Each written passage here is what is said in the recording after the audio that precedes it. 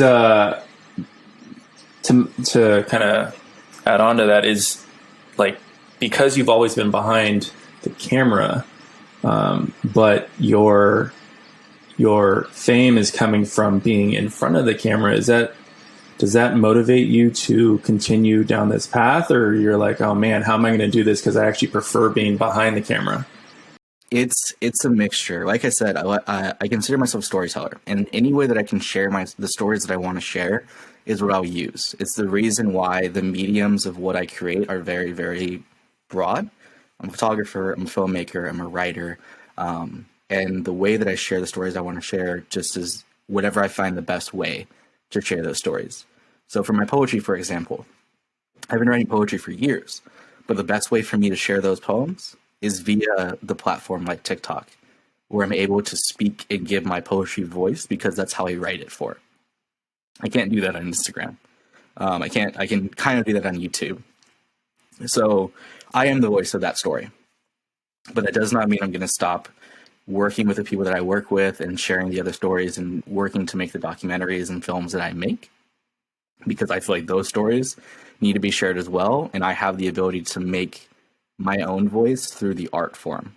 And so the thing that I've been realizing, the thing that I've been lucky enough that the community that I built on TikTok is very, very understanding and very, very open. And it's very vulnerable with each other and with me, is that I've made it apparently clear from the very start of all this, that my TikTok and the page and the platform is a safe place for me and the audience. And if neither one of us feels safe, we won't share. And so I've told on lives and interviews before is there are days that I don't feel like making, and I'm not going to force myself to do that simply because that does not make me feel safe. And so luckily enough, the audience has been incredibly receptive of that, incredibly understanding, which has been really, really, really cool, especially for my own mental sake. And so I'm excited for everything that this has offered and for it allowing me to have a voice in an art form that I've normally just done in my free time, because people have known me as a photographer and a filmmaker, not really as an art or as a writer. So like right now I'm in the process of finally looking truly at a book that I've wanted to publish for years, a collection of poetry. And so being able to finally look at that with my own voice and say, yeah, let's share this, has been really cool. And the audience and the community that's been built around myself and this page has really allowed me to feel that, which has been awesome. That's incredible. I didn't know that piece about, I mean, I knew that you created your channel, as a safe place for yourself, and that you dealt with social anxiety. I hadn't spent too much time in the comments actually reading what people have been saying to you, but so you're telling me the general response is like they're completely supportive of this. Would you say that's the majority of the response? It's wild. It's like the community that's on the TikTok, and especially now, like a lot of them are migrating to the Instagram and finding a lot more of like my longer writings, and things like that. It's crazy because I grew up on YouTube and I grew up on social media and everything like that. I know the beauty of it, and I also know the double-edged sword of it. I know like how rude and mean and bad comment sections can be. And I was genuinely surprised about how awesome the community was, especially around a friendly reminder, for example. Some of the comments that I would get in were things that people like, oh, this has never been said to me. Like I've never been told that I'm beautiful or anything like that. And then they would just get flooded with like 30, 50, like 100 comments from complete strangers saying like, since no one's told you, here I am to tell you that you're beautiful. And I was like, this is amazing. And that's been my biggest thing, is like finding a way to continue to tap in with this community of just support and vulnerability for everybody, which has been really, really cool. But yeah, and then even like any sort of things pointed towards me or pointed towards the platform or anything like that has been very positive. I have had very little sort of like hate comments or things like that. I laugh. The most hate comments I've gotten have been about my socks. which has been the funniest thing in the world. And so, because I had walked in my socks or whatever, so they were like slightly dirty. So a lot of the hate comments is like, your socks are dirty, but I love this. And I was like, okay, sick. But it's been, yeah, the community has been absolutely amazing when it comes to just being supportive of me and the things that I do, as well as each other. And I think it has been because they know what this is. I think the audience knows that this is a space for vulnerability. This is a space where I get to be honest with myself and share. I'm not just writing things just to write them, or I'm not just making poetry because I know it will make people feel things. These are pieces and parts of myself that I have felt and that I experience and that I'm put every part of myself in. And I think that's replicated through how I film and how I speak and everything that I do. And so I think that's what's getting to people. And so when they come to the page, they know what they're getting, they know what they're expecting, and they're open to being honest with themselves because of that. What other kind of surprising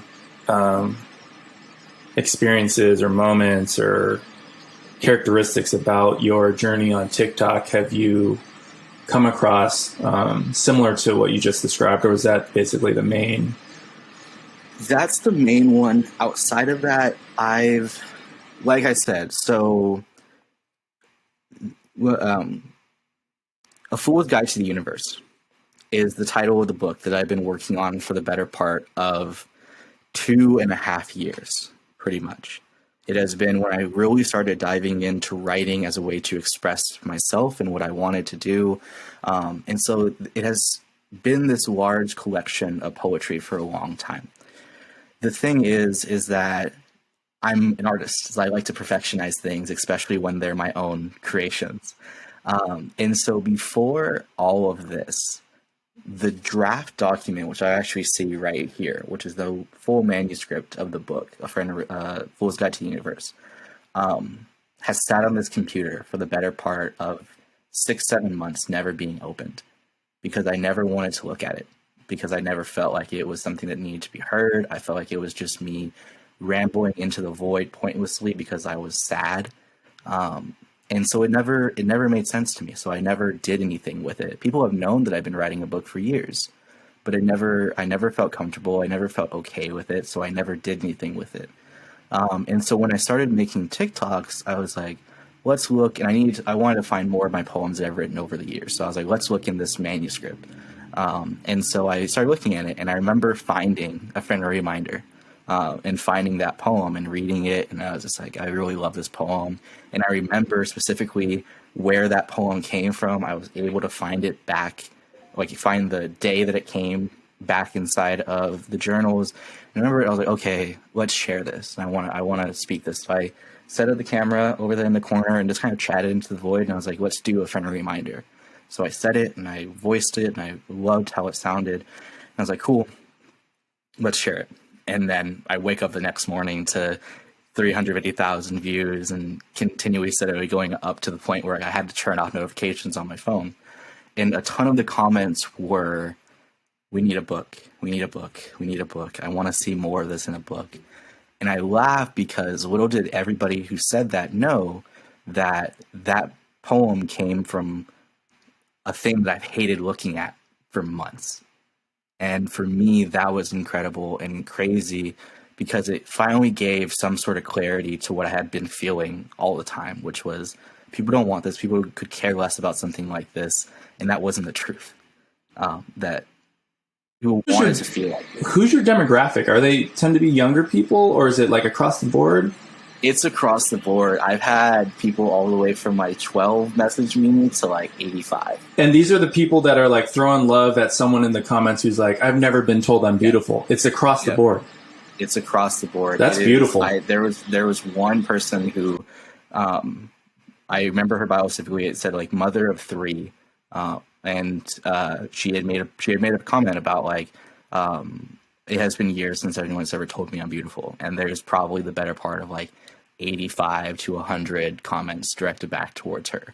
And I was like, yeah, that's crazy, where you're able to realize that this little poem that I wrote when I was struggling through a a pseudo breakup and loss of somebody that I really, really cared about, and not knowing how to look at myself in the mirror. And this little poem that I thought just meant the world to me meant the world to the better part of 12 billion people now. And so at that point, I realized is like, there's so much inside of a subtle or a friendly, a fool's guide to the universe. Sorry, my brain's getting wired. There's so much inside of a fool's guide to the universe that are like that and are moments like that. And I want to be able to share those. And so that's what's pushed me to, I just finished writing a note from the author for the book, and being able to look at that and having members of the community reach out and say, hey, I'm an English professor. If you need somebody to edit a book for you, please let me know. It's, hey, I work with this publishing company. We would love to be able to see possibly getting able to work with you in publishing a book. And it's like, at that point, you're just, what is happening? Is so much happening, which has been crazy.